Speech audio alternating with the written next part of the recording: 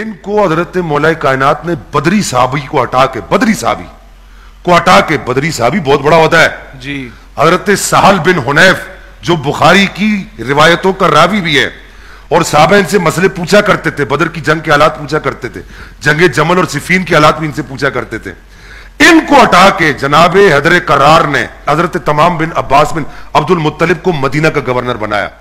بن عباس بن عبد المطلب کو جناب حیدر کرار کرم اللہ تعالی وجہ الکریم نے بصرہ کا مصر کا گورنر بنایا. اگر یہ اعتراض ہے تو پھر جناب حیدر کرار کرم اللہ تعالی وجہ الکریم پر حاکم بدان تو پھر ان پر بھی یہ اعتراض بنتا ہے تو پھر ان پر بھی یہ اعتراض بنتا ہے تو پھر ان پر بھی یہ اعتراض بنتا ہے تو پھر ان پر بھی یہ اعتراض بنتا ہے تو پھر ان پر بھی یہ اعتراض بنتا ہے. کا دور تھا مثلا حجر ابن عدی ایک معزز صحابی، وہ اس کے صاحب کرامات صحابی، اس کو معاویہ نے پکڑ لیا، آپ کے کتب میں ثابت ہے، اس کو بولا کہ تم علی کو گالی دو، امیر المومنین علیہ السلام کو گالی دو، اس سے برات حاصل کرو. اس نے کہا میں یہ کام نہیں کرتا، اس کو قتل کر دیا. اسی معاملے پہ حجر ابن عدی کو ایک صحابی کو قتل کر دیا کہ یہ گالی نہیں دیتا، برات نہیں کرتا. اس کے اور زیاد ابن ابی جو ہے زیاد ابن ابی اس کو اپنا بھائی بنا دیا. معاملہ آپ نے سنا ہوگا.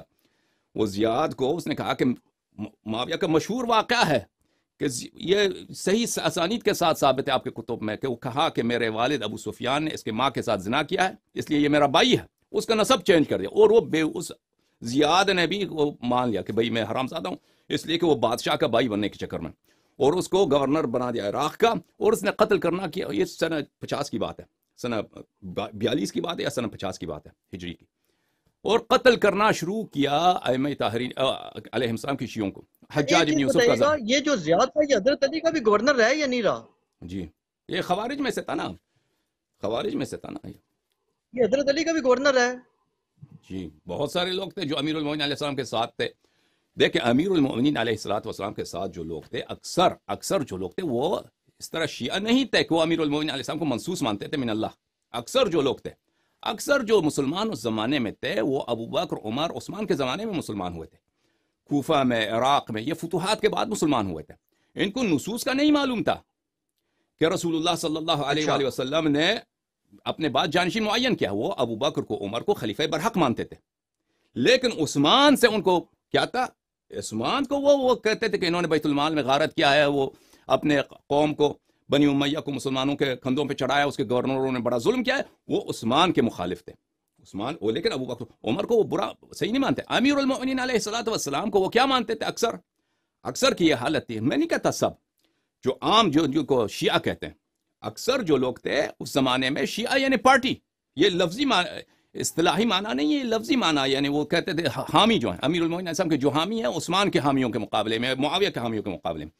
یہ وہ لوگ ہیں جو امیر المومنین علیہ السلام کو اس لیے کہ ایک صحابی ہیں اور یہ ان لوگوں نے ان کے ساتھ بیعت کیا اس لیے خلیفہ مانتے تھے، اس لیے نہیں کہ وہ منصوص من اللہ ہے. لیکن ان کے پارٹی میں، ان کے شیعوں میں خواص جو تھے، جو پرانے لوگ تھے، جیسے مثلا عمار بن یاسر تھا، مقداد تھا، مالک اشتر تھا، یہ لوگ جو پرانے تھے، جو جن کی معرفت تھی، وہ امیر المومنین علیہ السلام کو منصوص من اللہ سمجھتے تھے. وہ کم تھے، وہ بہت کم تھے.